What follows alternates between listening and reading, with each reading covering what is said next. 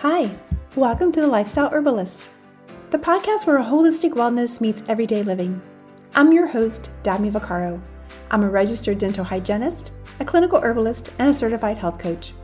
And I'm your co-host, Sabrina Cooper, a registered dental hygienist with a bachelor's in oral health promotion, a certified culinary nutritionist and herbalist, and a mindfulness and mindful eating coach. Together, we explore the intersection of holistic health, herbal wisdom, and joyful living.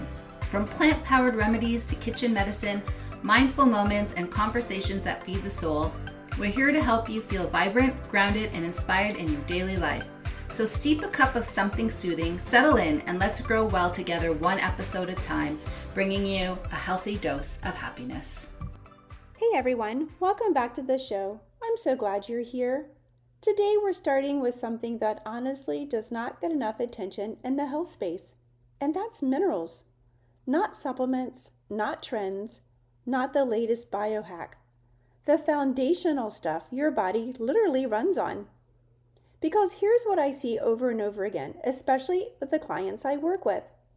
People are eating well, they're taking supplements, they seem to be doing all the things right, and yet they still feel off. Low energy, hormonal shifts, chronic stress, oral health issues that don't seem to resolve.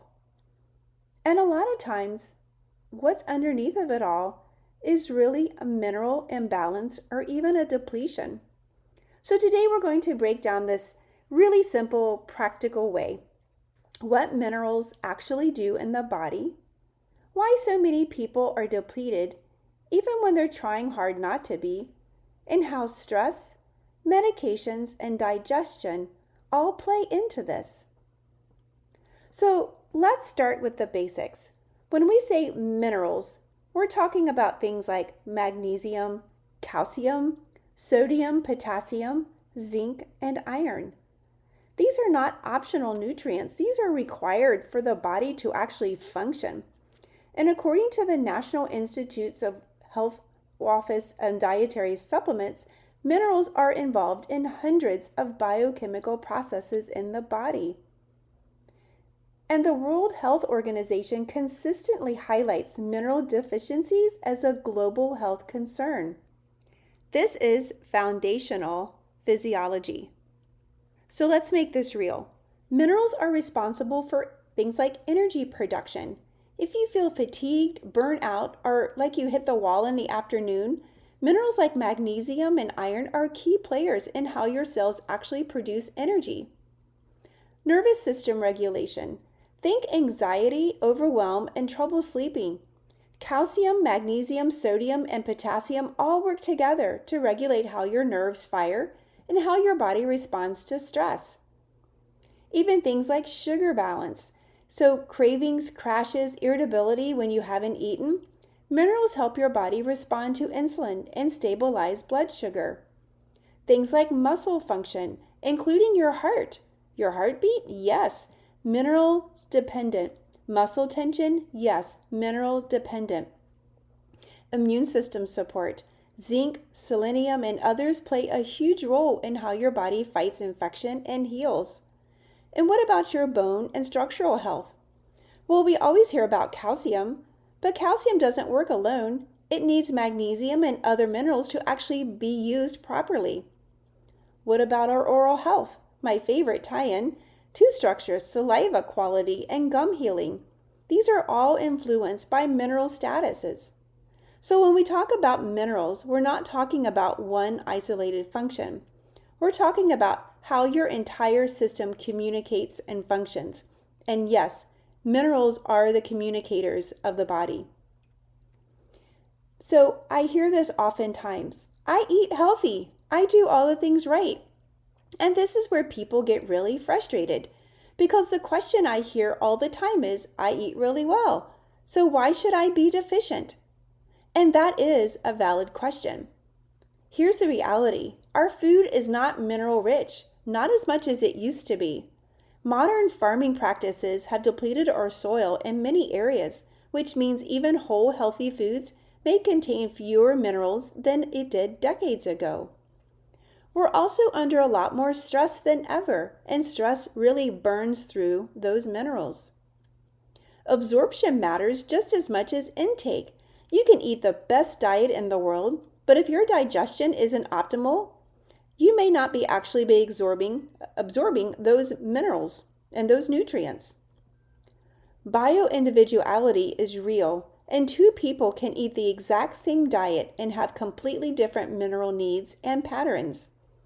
So this is where we start to shift the conversation. I'm doing everything right. Two, is my body actually able to use what I'm giving it? So let's talk about the big four that I see impacting mineral statuses the most. Stress. This is a big one. When your body is under stress, whether it's emotional, physical, or even perceived stress, it activates your adrenal system. And that process uses up minerals like magnesium, sodium, and potassium. And chronic stress can lead to patterns like fatigue, anxiety, burnout, hormonal imbalances. And often people just keep pushing through. Number 2 is medications. This is not about fear, it's about awareness. Many common medications can impact mineral levels. For example, diuretics can deplete potassium and magnesium. And I recently had a client that it was just that. When we looked at her HTMA analysis, she was taking a diuretic due to blood pressure. And because of that, she was really low on potassium. The other thing is acid blockers can affect mineral absorption. Certain cholesterol or blood pressure medications can influence nutrient balance. That doesn't mean you stop medications. It just means we need to support the body along with them. Number 3 is digestive health. If your gut isn't functioning well, minerals don't get absorbed efficiently. Things that can interfere is low stomach acid, gut inflammation, and a microbiome imbalance. And this is huge because someone can be eating a nutrient-dense diet and still show signs of deficiency. Number 4, blood sugar instability. This is often overlooked. Blood sugar swings can increase stress hormone output.